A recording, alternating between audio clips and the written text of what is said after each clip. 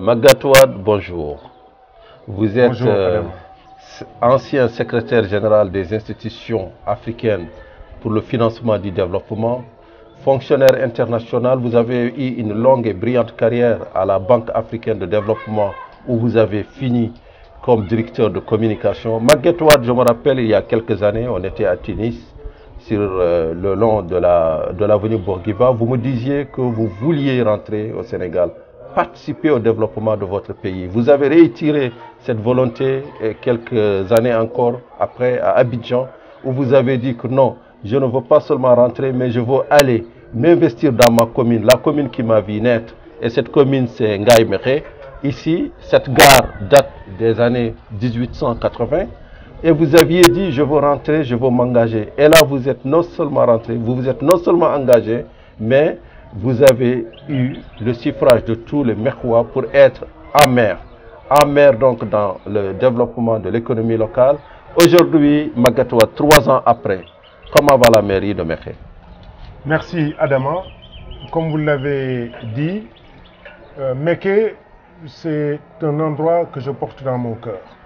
Et il n'y a rien de plus normal que de porter dans son cœur ce qu'on a de plus cher, parce que ce qui vous a vu naître, là où je suis né, c'est Mékhé. Là où j'ai grandi, c'est Mékhé.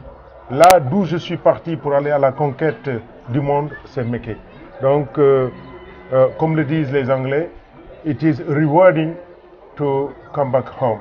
Et je suis revenu au Bercail pour apporter la somme d'expérience que j'ai capitalisée sur mon chemin, la mettre au service du développement et au service de mes concitoyens. Donc, la mairie, 2 ans et demi ou 3 ans après, se porte très bien. Nous avons réalisé 80% de notre programme qui avait été proposé aux Mécois et pour lequel ils ont voté pour nous élire en tant que maire de la commune. Aujourd'hui, la ville est en chantier et nous avons pensé à la sécurité en nous battant à amener une caserne des sapeurs-pompiers. Nous avons pensé qu'une institution comme la mairie doit être dotée d'instruments de qualité et nous avons travaillé à construire une nouvelle mairie digne de ce nom. Et aujourd'hui, nous n'avons rien à envier aux mairies des plus grandes capitales du monde. Peut-être en richesse, ils peuvent être plus riches, mais en termes de confort, de convivialité et d'outils de travail, nous sommes aujourd'hui équipés pour faire du bon travail. Nous avons également pensé que Mékhé doit être une plateforme artisanale, une plateforme africaine de l'artisanat. Et avec le gouvernement, nous avons ouvert la maison de l'outil, nous l'avons équipé et nous avons également construit le centre d'exposition et de commercialisation artisanale qui vaut en termes de réalisation et d'équipement plus de 500 millions de francs CFA. Nous avons également pensé à l'hygiène de vie dans un cadre de vie agréable et nous avions vu que les bouchers abattaient les bœufs, donc le bétail, dans la rue, dans des conditions qui n'étaient pas très hygiéniques. Et nous sommes en train de construire un abattoir moderne qui sera équipé et digne des abattoirs également du Sénégal. En plus, pour la jeunesse, nous sommes en train de construire le stade, de réhabiliter le stade Abdoulaziz Ndao avec des gradins confortables, avec tout ce qui sied en stade de qualité. Et évidemment, la culture n'est pas demeurée en laisse parce que nous avons doté la jeunesse d'un orchestre moderne et aujourd'hui on est très fiers d'écouter notre orchestre parce que nous allons bientôt surprendre le Sénégal. Vous avez un orchestre municipal, c'est ça? Un orchestre du Cayor. Notre vision dépasse un peu les frontières étroites d'une municipalité ou d'une commune. Notre vision, c'est en termes de pôle territoire. Et notre pôle territoire, c'est la province du Cayor. Alors, pouvez-vous nous expliquer c'est quoi le Cayor? Le Cayor. Mes internautes ne connaissent pas. Le Cayor, c'est le royaume du Cayor. C'était un royaume. Et un royaume qui a arraché son indépendance du Jolof, parce qu'on payait les tribus au Jolof. Voilà. Et à notre royaume. À notre royaume. Et qui a été un royaume indépendant très tôt, dans les 1547 ou 60, et qui a vu naître une véritable résistance contre la pénétration coloniale et qui a vécu également dans l'opulence avec la traite négrière, parce que le Cayor, c'est le bassin arachidier également, tout comme le Saloum. C'est les deux bassins arachidiers. Et aujourd'hui, le Cayor, après évidemment que le royaume ait été décapité en 1886 avec la mort du héros national Lat Dior Ngoné Latyr Diop. Ah, nous sommes chez Lat Dior. Ah, vous êtes chez Lat Dior, bien sûr. Pouvez-vous nous indiquer là sa maison quelque part?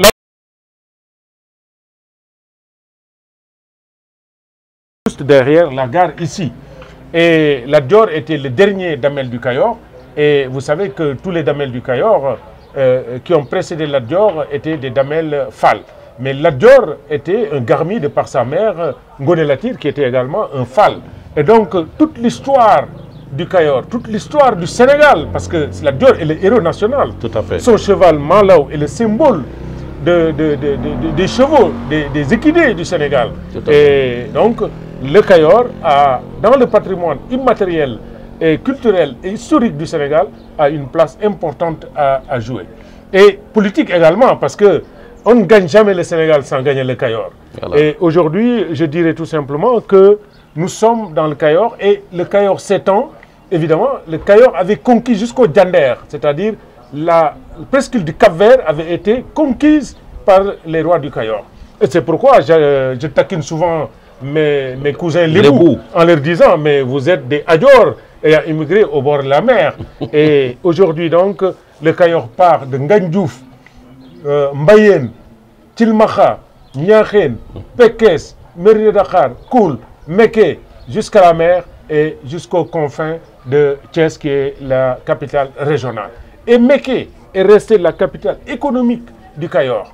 Et les capitales du Cayor, il y a eu beaucoup de capitales, Souguer, Nguigui, Mboul, etc. Mais la capitale économique... Vous avez parlé de l'économie, c'est très important. Alors, comment s'organise l'économie du Cayor, de Mékhé? Quelles sont les perspectives? Je sais que c'est une ville historiquement liée à l'artisanat, mais aujourd'hui, je vois de plus en plus de projets solaires. Est-ce à dire que le positionnement de votre municipalité est le solaire? Bon, écoutez, nous avons eu un héritage culturel historique qui est l'artisanat. Vous savez, l'artisanat, on se demande, mais comment Mékhé est devenu un centre artisanal? C'est le royaume. Dans les royaumes, il faut faire les bottes des rois, il faut faire les habits, et c'est la parade, c'est la ripaille, etc. Donc, ça se comprend. Et les femmes qui font la confession, c'était les femmes qui cousaient les bottes des rois, etc. Donc, c'est normal que ça soit une capitale de l'artisanat. Mais au-delà de l'artisanat, dans mon programme politique, j'avais dit que Mékhé devait être une écocité, une ville écologique. Et j'ai utilisé souvent le mot VIP. Ville, donc verte, illuminée et propre. Et aujourd'hui, VIP. Vos concepts. Donc, c'est ce qui fait que nous avons essayé de faire que la ville soit une ville verte, donc écologique, et nous avons pensé qu'il fallait de l'énergie propre. Et heureusement, une belle coïncidence, un fils de Mékhé a de l'ingéniosité dans le solaire. Et nous avons été aidés par le programme des Nations Unies pour le développement à doter des GIE de femmes d'outils à utiliser l'ingéniosité de ces Mécois. Et nous avons su faire des lampadaires solaires, des pompes à eau solaire, etc. et des accessoires solaires, des kits. Aujourd'hui, nous allons passer à une étape supérieure et installer à Mékhé une unité de production d'équipements et de kits solaires. Donc, nous avons au niveau de l'économie deux forces. Notre force traditionnelle, qui est la base fondamentale de l'économie de Mékhé, et l'énergie solaire, qui est aujourd'hui la nouvelle force de frappe de la ville. Et ce n'est pas rien également que vous avez autour de la ville, bien que nous sommes confinés sur un territoire exigu à cause de l'incohérence territoriale qui a fait que des anciennes communautés rurales sont à nos frontières. Nous avons autour de Mékhé la centrale solaire de Saint-Mékhé qui est à 1 km. Nous avons une centrale solaire qui est en construction à Mérina Dakhar. Et bientôt, nous espérons avoir la centrale solaire de la commune de Koul. Donc, nous espérons qu'à terme, d'ici peu, nous parviendrons avec les éléments complémentaires de l'infrastructure structurante qui se dessine à Mékhé, avec le Promoville qui projette de construire 7 km de route à Mékhé avec des trottoirs. Nous avons réhabilité également tout le réseau électrique et nous avons procédé à l'extension. À mon enfance, on avait 5 fils nus qui faisaient le réseau électrique de Mékhé. Nous les avons changés en fils monobloc pour entrer dans la modernité. Et nous comptons à terme, d'ici 1 an, doter la ville et même les zones lotissées de lampadaires et d'électricité, en plus de l'énergie solaire. 60 lampadaires sont installés dans la ville et dans les villages environnants. Et cette année, on en fera 60 encore et on aura 120. Nous voulons à terme que si la Sénélec ne fournit pas d'électricité, que la ville de Mékhé soit illuminée par le soleil. Dernière question, parce que le Sénégal s'est engagé dans la décentralisation avancée.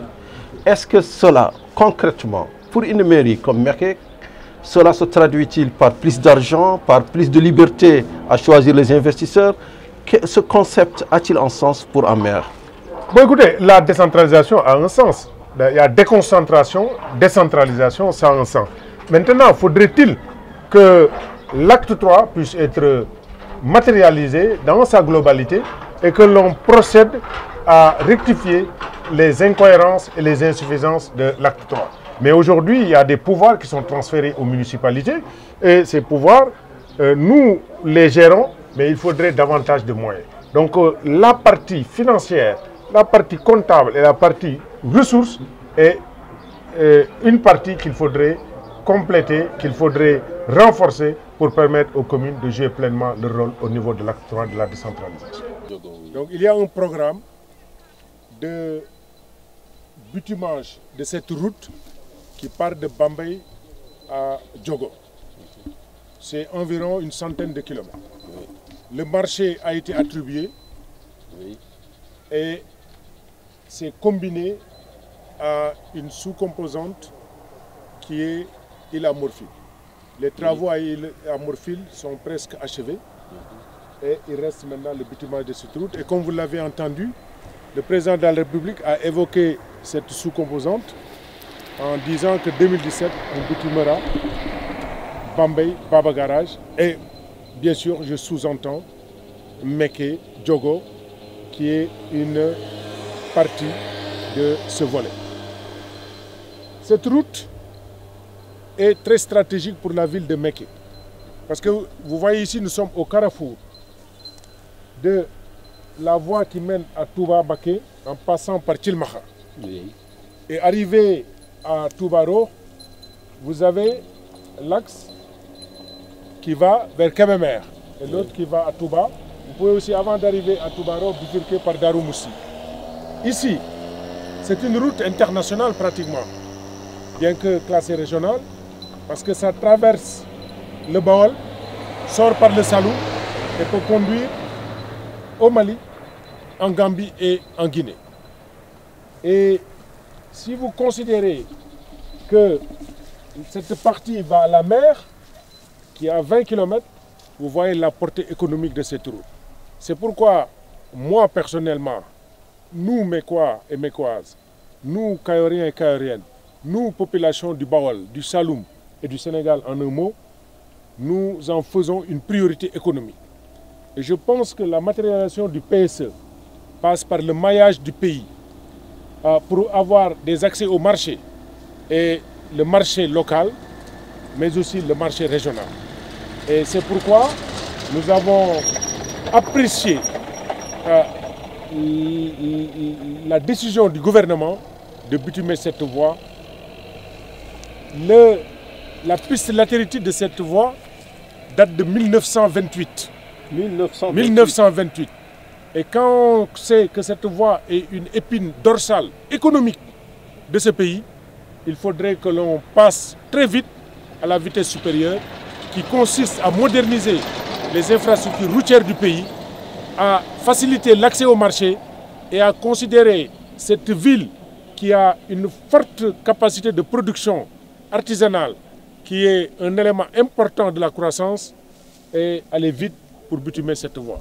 Et j'ose espérer que dans des délais à moyen terme, et je dirais même d'ici 2018, ce ne sera qu'un vieux souvenir et ça va booster l'économie. Et nous en faisons un cheval de bataille avec nos... Monsieur le maire Maguette Wade, merci. Merci, Adama. Et bonne chance, bonne année 2017. Merci, bonne heureuse année à tous vos téléspectateurs et lecteurs de Financial Afrique que j'aime bien et que je suis. Merci beaucoup. Merci.